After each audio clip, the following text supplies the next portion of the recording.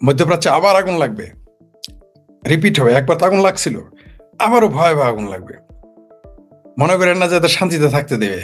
এরা তো মনে করেছে যে ভারতের মাদ্রাসা বানালে আমার ভারতের ভাঙবো। হয়তো সেটা চেষ্টা তারা চালিয়ে যাবে, কিন্তু তার আগে দেখেন মধ্যপ্রাচ্যের ক্ষমতা কেউ কেউ থাকে কি থাকে না। এই জন্য যখন ইরানে হামলা করার পূর্ণ প্রস্তুতি নিয়ে ফেলেছে আমেরিকা, মধ্যপ্রাচ্যের শাসকেরা কিন্তু চেঁচামেচি চিকরি শুরু করছে যে ইরানে হামলা করো না। কেন? ইরানে হামলা করলে কি সমস্যা? ইরানকে তো সৌদি আরবের প্রিন্স, আমার স্পষ্ট মনে আছে, সারা পৃথিবীর পত্রিকাতে আসছিল, সৌদি আরবের প্রিন্স বলেছিল আমেরিকা যদি কখনো হামলা করে ইরানে তাদের কোনো আপত্তি থাকবে না। এটা আমি পোস্টও দিয়েছিলাম, এগুলো নিয়ে কথা বলেছি, লিখেছি। তো আমি তখন শিরোনামে দিয়েছিলাম কি বলেছিলাম না, তারা আমেরিকার মিত্র, ইসরায়েলের মিত্র। তখন আমার কি গালাগালি তুলে ধরার জন্য বলছিলাম। শুধু ইরান যাবে না, অনেকে বলছেন না, ইরান আবার লিখছে যে ভারতের ডর দেখাইছে, অমুকের দেশের ডর দেখাইছে। কেউ কেউ মনে করে যে ব্রিক্স নামের যে সংগঠন ছিল সেই সমস্ত দেশগুলোর উপর হামলা হবে। জি না, ভারতের সাথে আমেরিকার প্রীতি শেষে থাকবে, মধ্যপ্রাচ্য থাকবে না, একটা বলে দিলাম আপনাকে। এই আওয়ামী লীগের সাথে আবার আমেরিকার প্রীতি হবে, এটাও আপনাদের বলে দিলাম। আপনাদের আরেকটা কথা বলে রাখি, ভারতকেই আমেরিকায় কোনো সন্দেহ নাই, ভারতকে ভাঙার যেমন প্ল্যান আছে, তেমনি ভারতকে টিকিয়ে রাখার প্ল্যান আছে। আমেরিকা কখন কি করবে আপনি বুঝতে পারবেন না।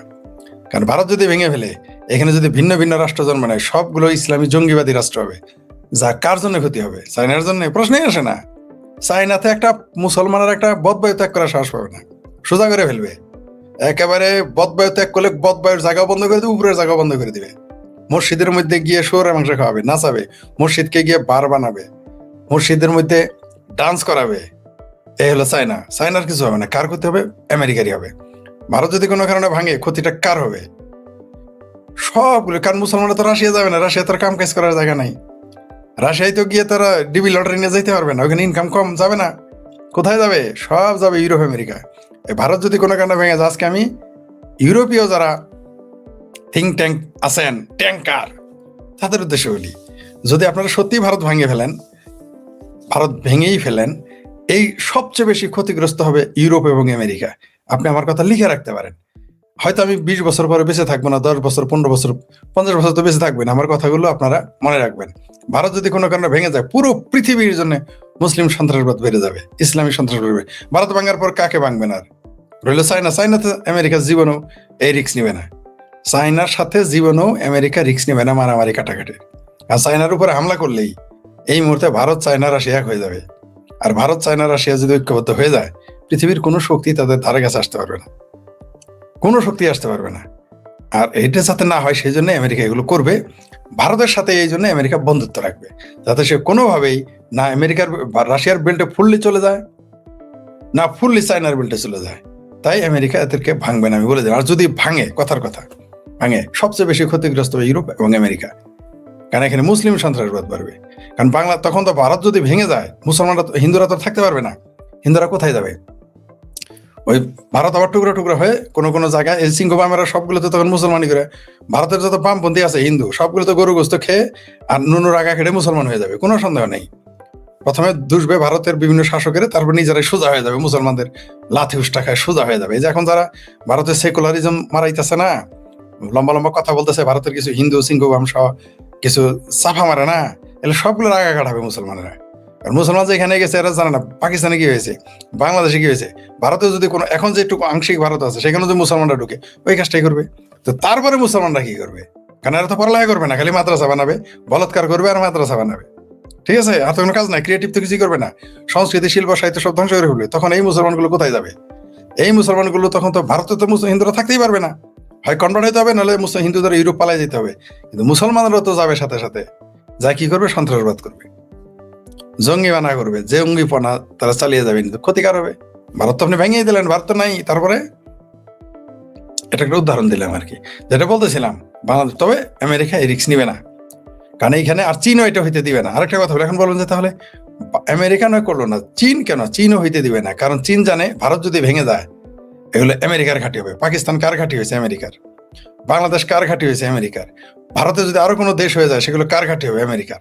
বিপদটা কার হবে? ধরে নিলাম ভারত ভেঙে খান খান করে দিল, বাংলাদেশের মুসলমান, পাকিস্তানের মুসলমান মিলে গজওয়া হিন্দ করলো, বাংলাদেশের রিটায়ার্ড আর্মি অফিসাররা কাজের বুয়া দুধ টিপতে টিপতে গিয়ে কলকাতা দখল করবো মনে করেন আর কি। ঠিক আছে, ফজর নামাজের আগে উঠবে, কাজের বুয়ার একটু দুধটা টিপবে, তারপর ফজর নামাজ পড়েই জহর নামাজের আগে গিয়ে আপনার কলকাতা দখল করে ফেলবে, তাই না? মমতা ব্যানার্জি বলবে যে আসো আসো ওয়েলকাম, এত ওয়েলকাম জানাবে, বামপন্থীরাও জানাবে ওয়েলকাম, আসো আসো। তারপর তো সবগুলোরে মাশাল্লাহ একেবারে কালেমা পরে গরু গোস্ত তো এখনই খাবে আমরা, তখন একটু নুনের আগাটা কাটায় তারপরে একটু মনে করেন যে কালেমা টালেমা পরে মুসলমানরা নিবে, তখন বাস খালাস। এই তো তারপরে চীনের ক্ষতি, চীন এটা হইতে দিবে না।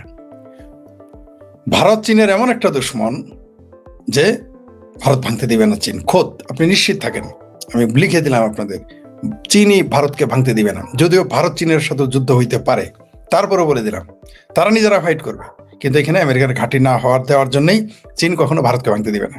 আবার আমেরিকাও চিন্তা করবে ভারত যদি ভেঙে ফেলি, যদি চীনের ঘাঁটি হয়, তার একটা ভীতি কাজ করবে। মানে এখানে ভারত বেনিফিটেড, মানে সে ঝুঁকির মধ্যেও আছে, লাভের মধ্যেও আছে। এখন বলবেন যে ভারত কি করতে পারবে? ভারত কিছুই করতে পারবে না। ভারতের প্রতিবেশী রাষ্ট্রে আমরা কিছুই করতে পারবে না, মানে তারা করবে না, কারণ তারা যুদ্ধ কখনো অ্যাগ্রেসিভ, তাদের ফিলোসফি অ্যাগ্রেসিভ না। এই কখনো কখনো না, এই অ্যাগ্রেসিভ না হওয়া, ইতালির মতো ডিফেন্সিভ খেলতে খেলতে জীবন আর বিশ্বকাপে ফাইনাল আর খেলতে পারে না। ইতালি হয়ে গেছে ভারত, ডিফেন্সিভ খেলতে খেলতে তার এই অবস্থা হয়ে গেছে। আমি জানি আমার এই কথাটা ভারতের অনেকে সমালোচনা করবেন, ভারত যদি ডিফেন্সিভ খেলা বাদ না দেয় তাহলে ভারতের কপালে শনি আছে। ভারতের এই ডিফেন্সিভ খেলা বাদ দিতে হবে, সেটা রাজনীতিতে হোক, যুদ্ধক্ষেত্রে হোক, ডিফেন্সিভ খেলা বাদ দিতে হবে। তাকে এখন অ্যাগ্রেসিভ, অ্যাটাকিং, ফুটবলে যদি বলেন তাকে অ্যাটাকে যেতে হবে। যেমন বাংলাদেশ, অনেক আমি তো বলি যে তারা আক্রমণে যাবে না, কিন্তু তার যাওয়া উচিত ছিল, তার ডলা দেওয়া উচিত ছিল, কিন্তু সে চক্রবুজ্য মনে করছে এখান থেকে গেলে আর বেরিয়ে আসতে পারবো না, এই জন্য সে ঢুকতে যায় না। সাবালক হওয়ার পরেও সে তার অভিমন্যুর মতো নাবালক না, মহাভারতের সেই ঘটনার ভারত সাবালক, কিন্তু তারপর ভারত ঝুঁকি নিবে না। এই ঝুঁকি না নেওয়ার কারণে তারেক রহমানকে গ্রিন সিগন্যাল দিয়েছে, কিন্তু এটা তাদের জন্য বুমেরাং হবে, তারেক রহমানের জন্য বুমেরাং হবে। কারণ বাংলাদেশে যদি মুক্তিযুদ্ধের পক্ষে শক্তি ক্ষমতায় না থাকে, এটা ভারতের জন্য ঝুঁকিপূর্ণ।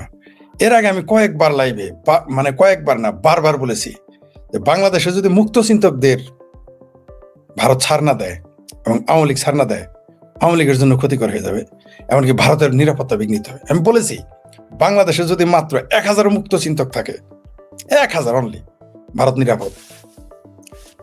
1 কোটি আওয়ামী লীগ সমান 1000 মুক্ত চিন্তক। আমি বলে দিলাম আপনাকে, এই 1000 মুক্ত চিন্তক বাংলাদেশে আওয়ামী লীগকেও রক্ষা করবে, মুক্তিযুদ্ধকেও রক্ষা করবে, সংস্কৃতিকেও রক্ষা করবে, এমনকি ভারতের জন্য নিরাপদ। ভারতের এত পাহারাই দিতে হয় না। বাংলাদেশে যত মুক্ত চিন্তক হবে তত আওয়ামী লীগের লাভ, এমনকি ভারতের লাভ।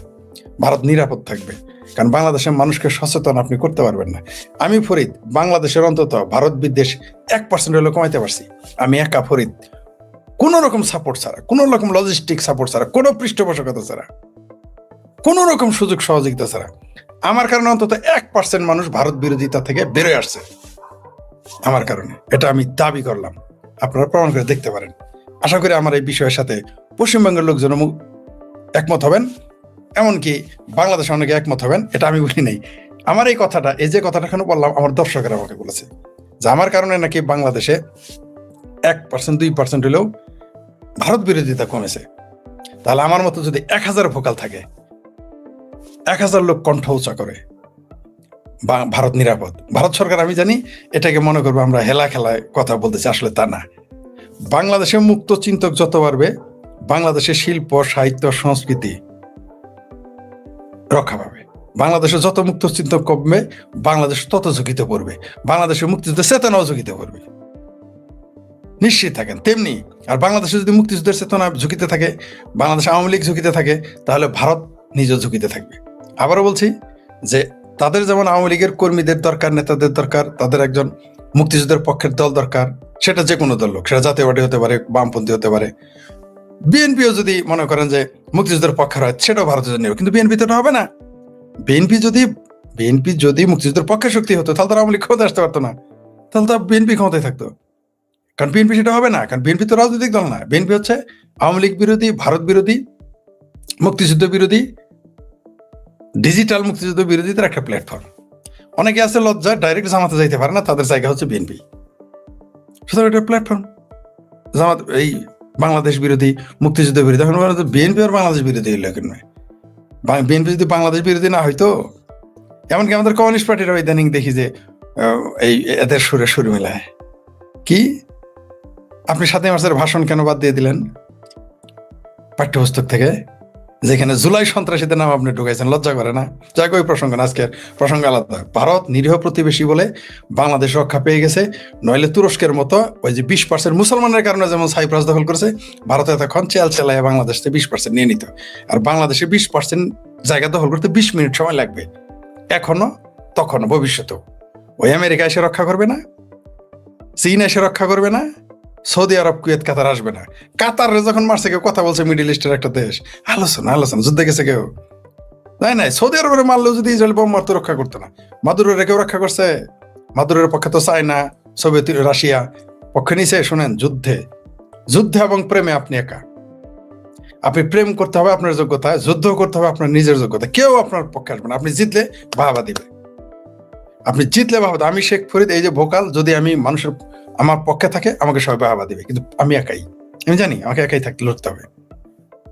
বললামই তো, কোনো পৃষ্ঠপোষকতা ছাড়া আমরা কাজ করে যাচ্ছি। আমাদের যেতে হবে, কারণ আমরা যেমন বাংলাদেশের মুক্তিযুদ্ধকে গ্রহণ করি, বাংলাদেশের মুক্তিযুদ্ধকে ধারণ করি, তেমনি ভারতীয় সভ্যতাকে, সিভিলাইজেশনকে ধারণ করি।